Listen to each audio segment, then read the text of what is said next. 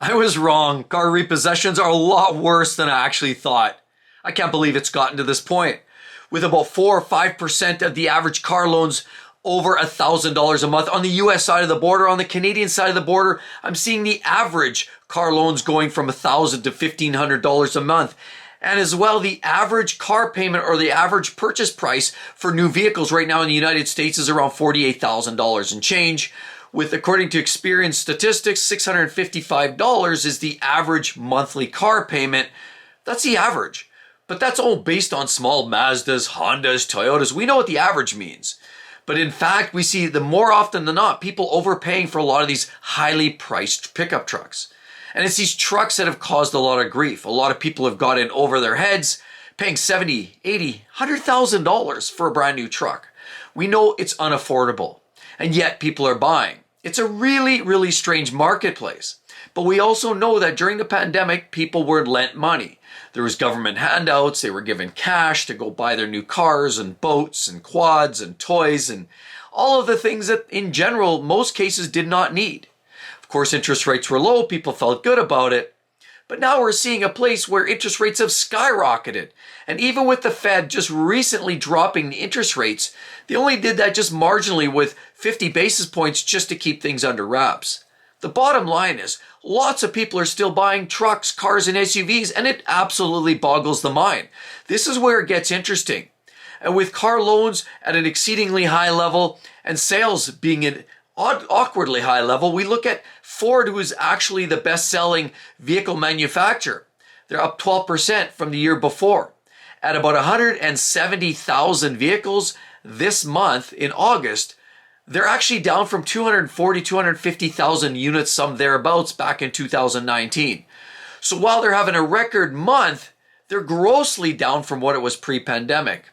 Now, obviously, incentives are playing a big part, and people feel that, hey, they can afford it. Incentives are great. This is a great opportunity. Then you have a lot of people touting, it's a buyer's market, it's a buyer's market. It's not a buyer's market, but people are still buying. And now we're in a place where people are actually taking out car loans for as much as 72, 84 months. 84 months. One of the biggest mistakes we've seen in like forever. And when you take out a car loan for 84 months, it leaves people in a world of hurt, because what ends up happening is they take this car loan, and in a lot of cases, they bought these cars, trucks, SUVs back when prices were exceedingly high. People were fighting over the same inventory. Inventory was low, manufacturers weren't producing a lot of vehicles, and once they started to hit the lot, they were only selling the higher trim level vehicles. Vehicles that they could charge a lot more. And people didn't really care, they were spending it. Hey, easy come, easy go, right? The government was throwing money hand over fist, and people were just willing to suck it up like sponges. Give me the money, I'll go spend it somewhere else. Car payments. So they were spending at the low interest rates. But unfortunately, they were overpaying. And so this is where we get in this conundrum. People were paying high prices for a lot of these vehicles. And a lot of these vehicles were, in many cases, $10,000, $15,000, $20,000 over MSRP or over sticker price. Forget about invoice. They were paying a lot of money over sticker. So in other words, they were paying way more than these vehicles are worth. And unfortunately, once that vehicle is used, it hits the used car market, it is now subject to standard conventional depreciation. And the reality is, a lot of these vehicles started hitting there, getting depreciated. These people would get in over their head, overextend themselves, get into a car loan that sadly was 84 months, 7 years. Realistically, what they're seeing is a lot of these vehicles only had warranty for 3 or 4 years. The unfortunate part is you take a price of a vehicle that is way over MSRP, like a lot of them were during the pandemic. And then what you're having is immediate, I don't mean delayed, immediate negative equity. In other words, you owe more to the bank than you could get from that vehicle if you were to sell it, because it's losing value at an alarming rate. But you've still got this big loan, this inflated rate that you took out from the bank to buy that car because you just paid $15,000 or $20,000 over the sticker price. I can't believe it, how people got themselves in this conundrum. They wanted that shiny new car, so they bought it. So now we're starting to see, that was back in late 21, early 22, we start to see this influx. and this inventory starting to pile up. People were buying because there was still a slight shortage, but we were transitioning to a place of higher inventory was starting to hit the market in late 22, 23, whereas a lot of these lots started filling up. But these dealers and manufacturers still start cranking up their prices, and people were still fighting for a lot of these vehicles. But now other things have changed. We've transitioned from a place of people overpaying above sticker to now people were still paying either at least sticker or above, and there's a lot of these market adjustment fees on a lot of transactions, which we're seeing all over the place. But people were getting themselves in this conundrum, paying too much for these vehicles. But then as we transitioned into 23, 24, we started to feel what was really happening. And unfortunately, interest rates start to spike. Now, the average interest rates are in that 6 to 7% as well.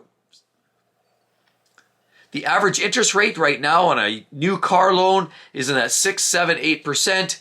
I've heard even some cases 9%. And unfortunately, in a used car, it's up around 14%. So a lot of people are paying still buying cars at these extraordinarily high interest rates. But in some cases, as we've seen and we've shown examples in the past, people are paying over inflated rates. These price hikes on a lot of these vehicles.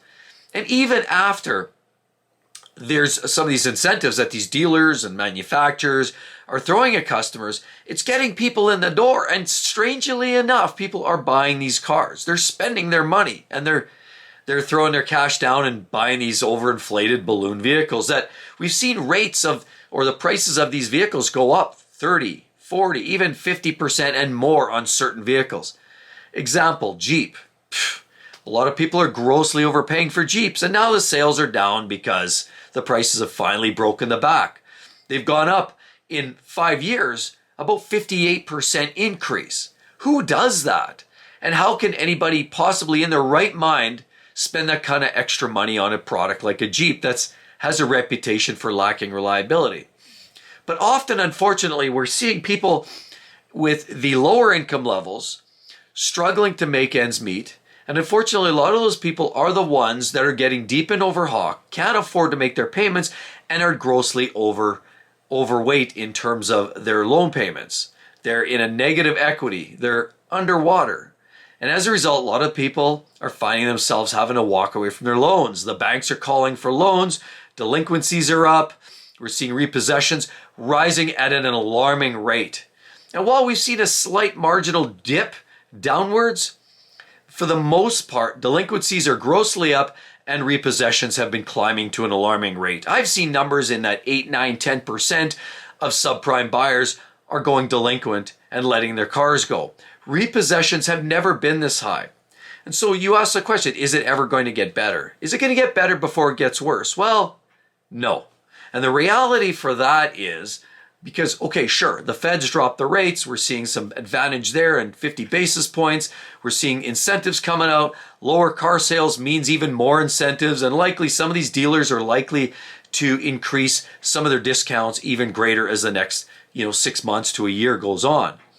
The unfortunate part now is we're seeing other phenomenons. People are getting way in over their head. They still continue buying.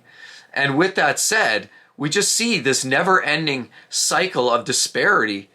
It just doesn't, people don't seem to understand, and they're overpaying and exceeding working and living within their limits. And that's the problem. People see that next shiny thing. They get news from the bank, they get news from the government, they get news from all of the outlets saying that the economy is good. But clearly, it's not. And most consumers would agree. The environment is not good. It's not conducive to buying, but people are buying, strangely enough. And so what we have now is this weird, odd place that everybody's sitting in right now where they're having to, they're not having to, but they're going out there, they're buying these cars. They can't afford it. They're getting into an 84-month loan term or lease, and they're going immediately underwater. The worst part is, most of these cars only have a warranty period of 3-4 years. In other words, warranty's up.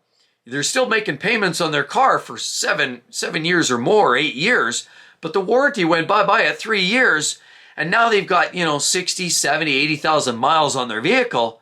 Now it starts needing repairs. So what's starting to happen now, people are stuck between a rock and a hard place. So they're making a decision.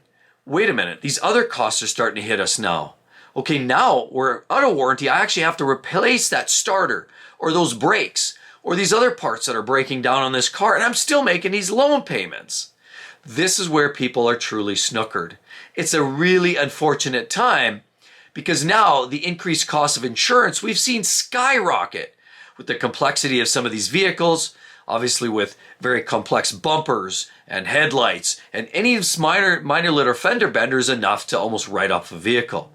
These batteries in electric vehicles are also jacking up prices of insurance rates. As we see more claims, more thefts, we're seeing increased rates. And this is also damaging the buyer. So with increased rates on insurance, increased fuel costs, and as well as food costs, and just about everything else, we also see a lot of students and their loans. That doesn't go away.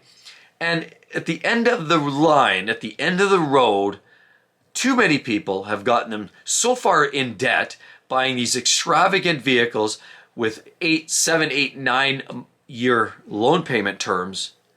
It just now begs the question, why? But this is what's happening. I could not believe it until I really started pulling the numbers out of statistics and seeing just how bad it really is. People are buying, but then they're giving it up because they can't afford it. What an odd, obscure time to be. Anyway, definitely check that out. You're going to love that video and as well that one. It's going to tell you the whole story, what's going on in the market. Hope to see each and every one in the next one. See you real soon.